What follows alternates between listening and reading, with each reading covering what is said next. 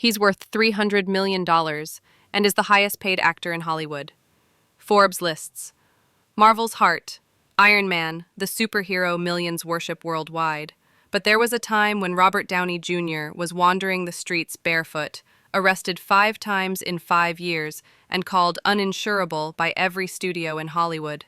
Inmate number P50522, standing before a judge in orange prison jumpsuit. This is the incredible story of how Iron Man transformed from inmate P50522 to superhero billionaire. And it will show you that even from the deepest pit you can climb to the very top. April 4th, 1965, New York City. Robert John Downey Jr. is born. His father, Robert Downey Sr., is an underground filmmaker. His mother, Elsie Downey, is an actress. They live in Greenwich Village, the epicenter of artists, writers, and musicians. Growing up in this bohemian environment, little Robert never had a normal childhood. I remember walking around the village with my dad wearing a Superman shirt, Downey Jr. recalls. We also had a prop king's chair, a throne, that he would sit in. He was a big guy, tall, dark, handsome, all that stuff. But this artistic freedom brought with it a dangerous element. At age 5, he experiences his first acting role in his father's 1970 film, Pound. The set life, cameras, lights. A fascinating world for young Robert. But the real problem starts at home. At age 6, his father gives him his first taste of marijuana. At a party, my father gave me marijuana, Downey Jr. says years later. We thought it was a way of bonding back then. Robert Downey Sr. would later speak about this, saying, "The moment I gave my son drugs, I knew I had made a terrible, stupid mistake. But it was already too late. By age 8, little Robert is drinking white wine and smoking marijuana at house parties. What's normal for the family is laying the foundation for the child's future addiction." In 1978, his parents divorce. His mother's alcohol addiction also affects the family. But young Robert has a natural talent: acting. At 16, he drops out of high school and heads to Hollywood to become an actor. In the early 1980s, he joins the young actor group called the Brat Pack. He gains attention with Weird Science, 1985. Then he joins Saturday Night Live. He's part of the show for 1 season. In 1987, a very important film comes along, Less Than Zero. In this film, he plays Julian Wells, a rich but drug-addicted young man whose life spirals rapidly out of control. Until Less Than Zero. I took my drugs after work and on the weekends, Downey says. That changed on Less Than Zero. The character was an exaggeration of myself. During filming, he begins to resemble the character in real life, too. Janet Maslin, in her New York Times review, describes his performance as desperately moving. After the film, he enters rehab for the first time. But this is just the beginning. In 1989, he appears in Chances Are. In 1990, Air America with Mel Gibson. And in 1991, Soap Dish, big-budget films with major names. His biggest success comes in 1992, Chaplin. His biographical film portrayal of Charlie Chaplin earns him an Oscar nomination, Best Actor category. This performance showed just how talented he was, say film critics. His career is rising, his future looks bright. But secretly, his addiction is also escalating. June 23, 1996, Malibu, Pacific Coast Highway. Robert Downey Jr. is speeding in his black Ford Explorer. Police pull him over, but this isn't an ordinary traffic stop. Downey is naked. He's hallucinating. He's throwing imaginary rats at the officers. What they find in the car is shocking. 0.42 grams of heroin, 1.49 grams of cocaine, 0.32 in crack form, an unloaded .357 Magnum pistol, 4 bullets in the glove compartment. This is his first arrest. But it's not over. July 16th, 17th, 1996. What becomes known as the Goldilocks incident, his second arrest. While awaiting trial, he wanders into his neighbor's Malibu house. He strips to his underwear. He falls asleep in the 11-year-old child's bed. The homeowner thinks her son went to bed early, but there's a man in the bed she doesn't recognize. She tries to wake him but can't. She calls the police. Downey is revived by medics at USC Medical Center. Judge Lawrence Mira orders a 24-hour drug rehabilitation program. 2 days later, Downey escapes through the bathroom window at the rehab center. He hitchhikes home. He's recaptured 4 hours later. He spends 9 days in jail. The media goes crazy. Headlines everywhere. How did one of Hollywood's brightest stars end up like this? 1997. He misses a court-ordered drug test. He spends 4 months in Los Angeles County Jail. After release, he misses another test. 1999. Standing before the judge, pleading for mercy one last time. It's like I have a shotgun in my mouth, and I've got my finger on the trigger, and I like the taste of the gunmetal, he tells the judge. But it's too late. He's failed 6 rehab programs. He's violated probation 3 times. The judge sentences him to 3 years in prison. California State Prison, Corcoran. Inmate number P50522. He was mixing with a lot of really unpleasant people, says biographer Ben Falk. It was a brutal, merciless place.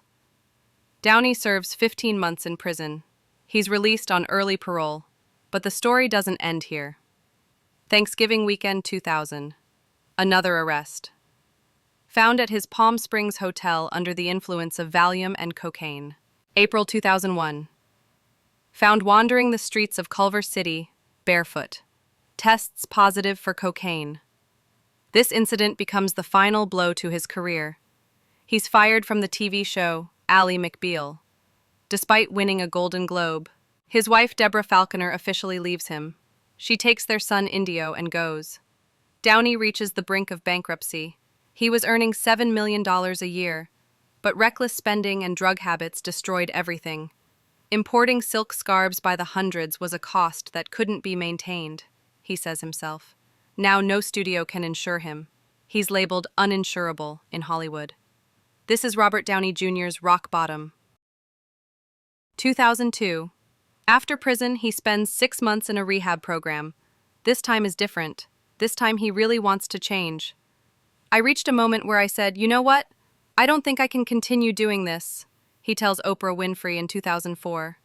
And I reached out for help and I ran with it. But Hollywood doesn't want him back. Until Mel Gibson steps in. Gibson pays Downey's insurance bond out of his own pocket, so he can star in The Singing Detective, 2003. Mel took a huge risk for me, Downey says. Without him, I couldn't have come back. During this period, an important person enters his life, Susan Levin. Susan, Joel Silver's assistant, is a film producer, and she gives him an ultimatum. Either you quit drugs or you lose me. This has an impact. In 2003, he has a moment of clarity outside a Burger King. He throws his remaining drugs into the ocean. He never uses drugs again from that day forward. He marries Susan in 2005. To maintain his sobriety, he uses various methods. 12-step program, yoga and meditation, Wing Chun Kung Fu, strong family support. Stopping isn't hard, but not starting again is, he says. Between 2003-2007, he slowly returns. In Gothica, he gives up 40% of his salary for insurance premiums. Kiss Kiss Bang Bang, 2005, earns praise from critics. He works with David Fincher in Zodiac, 2007. But the real big opportunity comes in 2008. Marvel Studios takes a risk by offering him the Iron Man role. Most people see this decision as madness. Downey is too risky, they say. He might return to his old habits. But Jon Favreau, the director, believes in him. Terrence Howard also helps. He claims to have cut $1 million from his own salary. $500 for Downey's salary, $500 for insurance. He takes only $500,000 for Iron Man. But this film will change everything. May 2nd, 2008, Iron Man hits theaters. The film achieves tremendous success. It grosses $585 million worldwide. But more importantly, Downey's performance is perfect. The Tony Stark character seems written just for him, rich, playboy, genius engineer, but also fragile and traumatized. Downey didn't portray Tony Stark, he became Tony Stark, critics say. The film is so successful that it lays the foundation for the Marvel Cinematic Universe. And Downey negotiates smartly. He doesn't want just a fixed salary, he wants a back-end deal, a share of the film's profits. This decision will make him very wealthy. $10 million base salary for Iron Man 2, 2010. $10 million base again for The Avengers 2012. But thanks to the back end, he earns $50 million. The film grosses $1.5 billion. Downey is now Hollywood's most expensive actor. His earnings from Marvel films between 2013, 23, 29 are incredible. Iron Man 3, 2013, $75 million. Avengers Age of Ultron, 2015, $40 million. Captain America Civil War, 2016, $40 million. Spider-Man Homecoming, 2017, $15 million. For just 3 days of filming. Avengers Infinity War, 2018, $75 million. Avengers Endgame, 2019, $75 million. Total Marvel earnings, $435 million. Isn't that crazy? He tells GQ magazine. They're so pissed. I can't believe it. I'm what's known as a strategic cost. What does he do with this money? $13.4 million Malibu mansion, $50 million real estate portfolio, Team Downey production company. But it's not just about money. In 2005, he and Susan found Team Downey production company. They produce projects like Perry Mason and The Sympathizer. In 2020, he launches the Footprint Coalition for sustainable technology investments. Investment portfolio, insect-based protein company, 1Password cybersecurity firm worth billions, Cloud Paper, bamboo-based sustainable paper company. Typical investment amount, $50,000, $1 million range. He has 58.2 million Instagram followers. He could earn $3.7, $5.1 million annually from sponsored posts. But he doesn't need to. That's small change. 2003. He plays Lewis Strauss in Christopher Nolan's Oppenheimer. He accepts a salary cut for this role. Only $4 million. He makes the sacrifice to work with Nolan. And this decision pays off. His performance is so powerful he wins the Oscar, Best Supporting Actor. He also wins the Golden Globe and BAFTA. One of the happiest moments of my life, he says at the Oscar ceremony. In 2024, he returns to Marvel as Dr. Doom for $100 million. Today, he lives a quiet life with Susan in Malibu. They have 3 children, Indio, from his previous marriage, Exton, and Avery. He works on his sobriety every day, meditation, martial arts, 12-step program, strong family bonds. Being sober is my greatest achievement, he says. As of 2025, he hasn't used drugs for 22 years. He's also active in philanthropy, children's hospitals, cancer research, environmental protection. Over $5 million in donations annually. 2025 net worth, $300 million. Income sources, acting, $250 million. Production, $30 million. Investments, $20 million. Real estate, $50 million. Per film earnings, $20 to $30 million. According to Forbes, he was Hollywood's highest-paid actor from 2013 to 2015.